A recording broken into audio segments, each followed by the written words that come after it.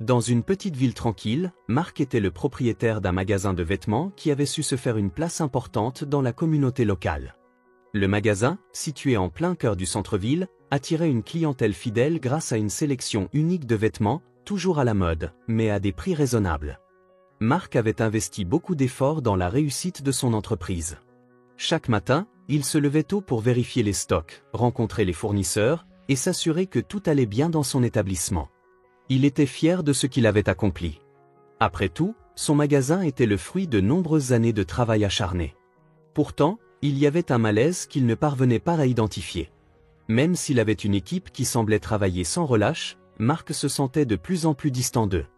Ils étaient toujours très professionnels, mais la chaleur humaine semblait manquer. Les sourires étaient polis, mais il n'y avait pas cette complicité qu'il espérait. Au fond de lui, Marc avait l'impression de n'être qu'un patron à distance, un observateur plutôt qu'un véritable leader.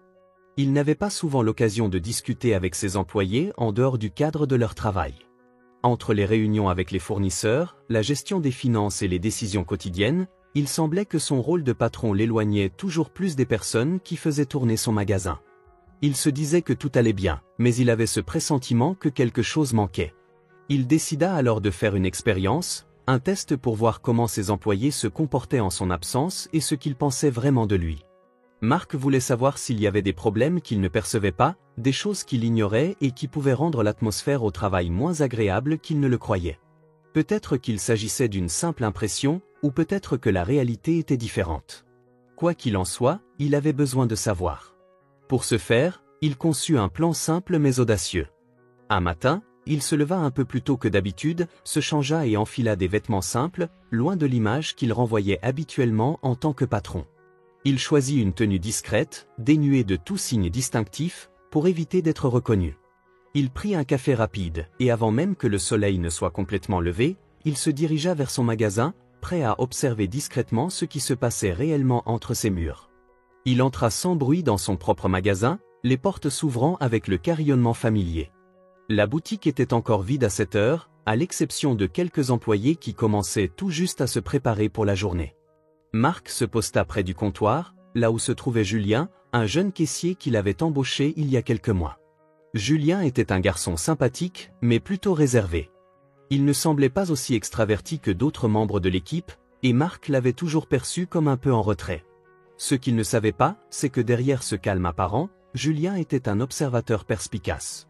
Marc se tint là, dans l'ombre d'un rayon de vêtements, espérant passer inaperçu, et attendit que les premiers clients arrivent. Il n'était pas là pour interférer avec le travail de ses employés, mais pour écouter, comprendre et voir comment ils interagissaient entre eux, sans la pression de savoir qu'un patron était présent. Marc, toujours dissimulé dans l'ombre, observait attentivement. Le magasin commençait à s'animer doucement, alors que quelques clients entraient et s'approchaient des rayons. Le son des portes qui s'ouvraient et se fermaient, les brefs échanges entre les clients et les employés, créaient une ambiance familière et réconfortante. Pourtant, ce n'était pas cela qui intéressait Marc. Il cherchait à comprendre ce qui se passait en coulisses, dans les moments où il n'était pas là pour superviser. Julien, le jeune caissier qu'il avait repéré dès son entrée, était en train de traiter une commande en caisse. Il n'était pas particulièrement rapide, mais il faisait son travail avec calme et précision. Un collègue s'approcha de lui, un autre employé du magasin, nommé Thomas. Thomas était une figure plutôt joviale et pleine d'énergie, très appréciée de l'équipe. Il avait toujours eu un regard positif sur Marc et n'avait jamais exprimé de mécontentement. Mais ce matin-là, alors qu'il se dirigeait vers Julien, quelque chose dans son comportement attira l'attention de Marc. Au lieu de parler des tâches du jour ou des clients à venir, comme Marc l'avait vu faire des centaines de fois, Thomas s'approcha lentement de Julien, d'une manière un peu plus discrète. Il jeta un coup d'œil rapide autour de lui, puis, pensant que personne ne les écoutait, murmura d'une voix basse. « Tu sais, j'espère vraiment qu'un jour Marc va comprendre qu'il ne nous considère pas comme des personnes. Il est toujours trop occupé, il ne sait même pas ce qu'il se passe ici, dans le magasin.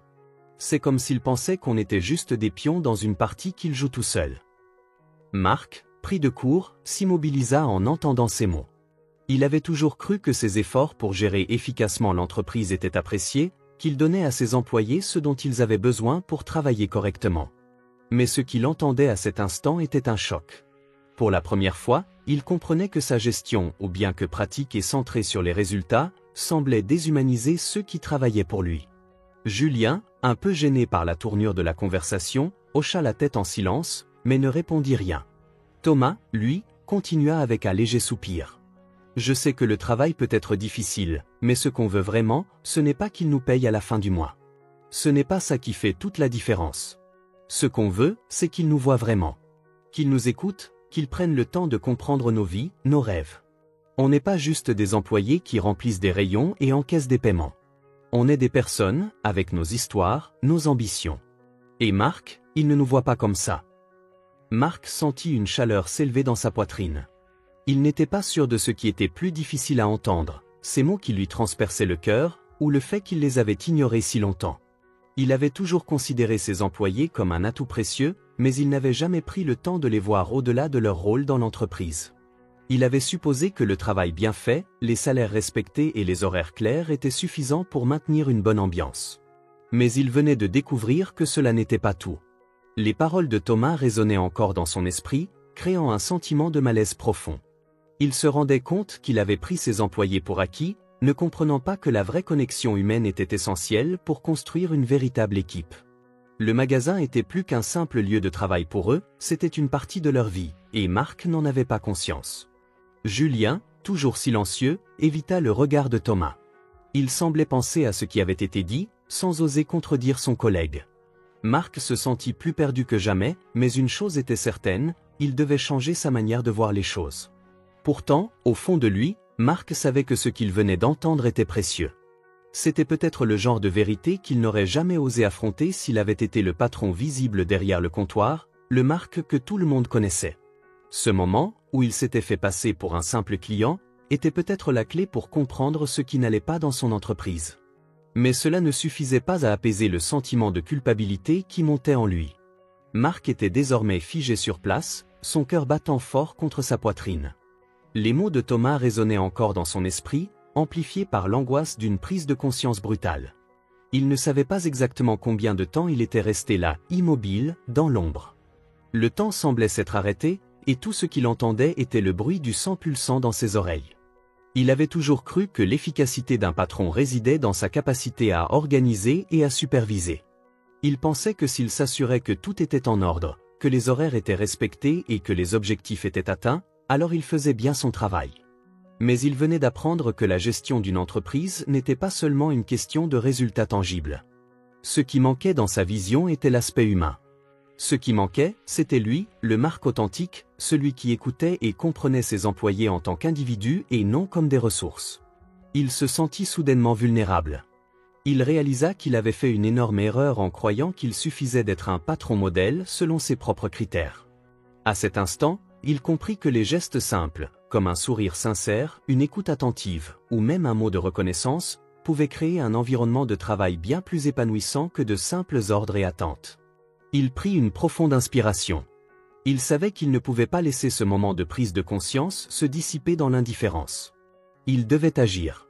Il n'allait pas continuer à diriger son magasin comme il l'avait fait jusque-là. Les employés n'étaient pas des automates et ils méritaient d'être vus, entendus et respectés pour qui ils étaient, au-delà de leurs tâches professionnelles. Marc s'approcha lentement du comptoir, son cœur battant fort dans sa poitrine. Il savait que l'instant qu'il s'apprêtait à vivre serait décisif. Il était à la fois nerveux et résolu. Il ne pouvait plus reculer. « Julien, dit-il doucement, sa voix légèrement tremblante, je crois que tu as dit quelque chose qui mérite vraiment d'être entendu. » Le jeune caissier leva les yeux, surpris. Il ne savait pas trop comment réagir, mais il était évident qu'il avait reconnu la voix de Marc, même s'il ne s'attendait pas à ce qu'il apparaisse là, sous cette forme. Marc avait vu l'expression sur son visage se transformer en un mélange d'incertitude et de surprise, mais il n'eut pas le temps de se justifier. Marc poursuivit, le regard sincère, presque vulnérable. « Je suis Marc, le propriétaire de ce magasin. Et je viens de réaliser quelque chose qui m'a frappé en plein cœur. Je suis venu ici aujourd'hui, incognito, pour voir ce qui se passait vraiment quand je n'étais pas autour. Et je vous assure que je ne pensais pas entendre ce que j'ai entendu. » Julien, les yeux écarquillés, resta sans voix. Il ne s'attendait pas à ce que Marc se révèle ainsi. Le jeune homme semblait aussi partagé entre la gêne et l'étonnement. Mais Marc, dans une démarche pleine de transparence et de sincérité, poursuivit. « Je suis désolé, Julien. Désolé si je vous ai fait sentir invisible, si j'ai pris votre travail pour acquis. Je vous considère tous comme des membres précieux de l'équipe, mais je n'ai pas été assez attentif. J'ai ignoré la dimension humaine de tout ça. Vous n'êtes pas simplement des employés, vous êtes des personnes, avec vos rêves, vos défis, vos passions. Et à partir de maintenant, je m'engage à écouter. Je vais prendre le temps de vous connaître et de comprendre ce que vous attendez de moi, en tant que patron, mais aussi en tant qu'humain. Un silence s'installa entre eux. Marc pouvait sentir les regards des autres employés se poser sur lui. C'était une confession, une ouverture de cœur qu'il n'avait jamais faite auparavant. Mais il se sentait étonnamment léger, presque comme un poids lourd venait de se dissiper. Julien, un peu abasourdi, finit par sourire timidement. Il n'avait jamais entendu son patron parler de cette manière. Pour la première fois, il ressentait que Marc voyait en lui plus qu'un simple employé derrière une caisse. « Merci, Marc, » répondit Julien, les mots hésitants mais sincères. « Je crois qu'on en a tous besoin. D'être vu, d'être entendu. Ce n'est pas juste une question de travail, c'est une question de respect aussi. » Marc hocha la tête. Il comprenait maintenant. Il avait toujours pensé que diriger un magasin consistait à tout contrôler, à être celui qui donnait des ordres et attendait des résultats. Mais il avait réalisé que, sans une véritable connexion humaine, l'équipe n'était pas véritablement soudée. Le respect mutuel, la reconnaissance et l'attention étaient essentiels pour créer une atmosphère où chacun se sentait important et valorisé. Marc prit une décision ferme à cet instant. Il organiserait désormais des réunions régulières avec ses employés. Il leur donnerait une plateforme pour partager leurs idées, leurs préoccupations et leurs attentes. Plus jamais il ne les laisserait dans l'ombre, comme il l'avait fait jusqu'à ce jour. Il souhaitait qu'ils sachent qu'ils étaient appréciés non seulement pour leur travail, mais pour ce qu'ils étaient en tant qu'individus. Les jours qui suivirent la révélation furent marqués par une transformation silencieuse mais profonde dans le magasin. Marc était déterminé à changer sa manière de gérer son entreprise, mais ce changement ne serait pas instantané. Cela nécessitait du temps, des efforts, et surtout, un véritable engagement envers ses employés. Tout d'abord, Marc décida de prendre le temps d'observer davantage et de dialoguer avec chacun des membres de son équipe, non seulement pour connaître leurs aspirations professionnelles, mais aussi pour en apprendre plus sur leur vie personnelle, leurs rêves et leurs défis. Il comprit rapidement que chaque employé avait un univers unique, un parcours particulier, et que, loin d'être des figures interchangeables dans l'atelier du travail, ils apportaient chacun une richesse singulière à l'entreprise. Il commença à organiser des rencontres régulières, des moments de partage où il ne s'agissait pas uniquement de parler des chiffres ou des objectifs à atteindre, mais aussi de discuter des besoins, des envies et des préoccupations de chacun. Au début, il y eut des réticences.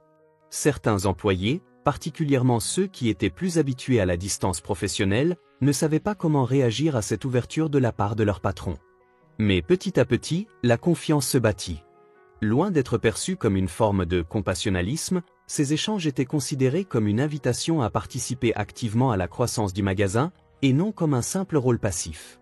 Un après-midi, Marc invita Julien à prendre un café avec lui après la fin de son service.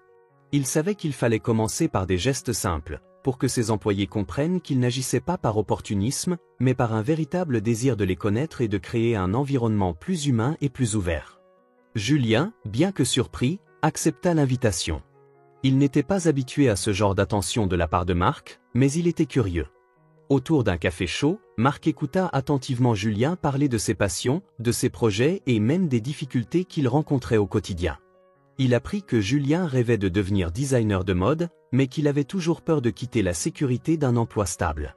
Cette conversation fut un tournant pour Marc.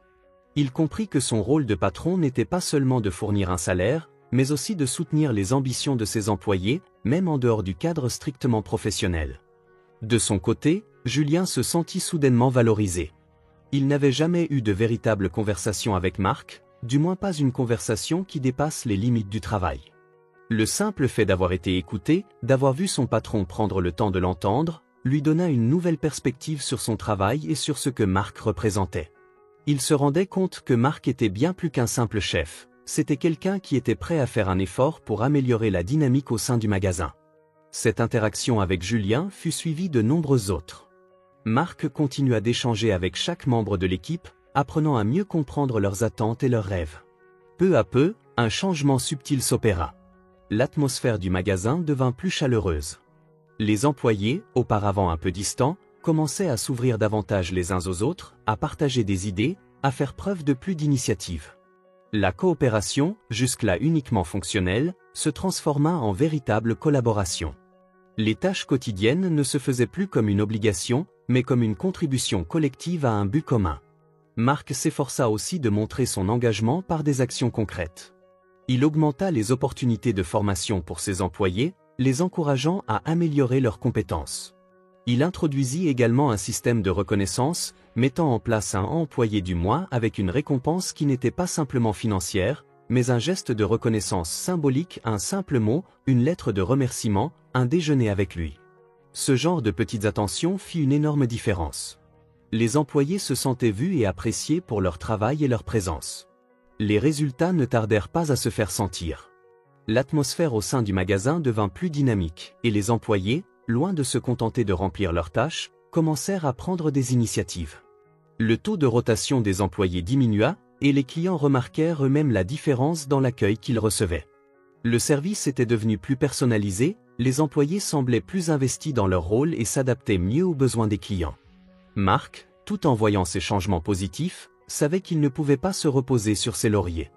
Il avait pris conscience que la gestion d'une entreprise n'était pas une simple question de chiffres, mais qu'elle reposait aussi sur des valeurs humaines fondamentales, l'écoute, la reconnaissance et le respect. Il était fier de ce qu'il avait accompli, mais il savait qu'il restait encore beaucoup à faire. Il continuait de s'efforcer de créer un environnement où chaque employé se sentait valorisé non seulement pour son travail, mais pour ce qu'il apportait en tant qu'individu. Marc avait compris que l'une des clés du succès résidait dans une approche plus humaine et qu'il devait constamment remettre en question ses pratiques pour les adapter aux besoins de son équipe. Parfois, pour être un vrai leader, il ne suffit pas d'être présent physiquement.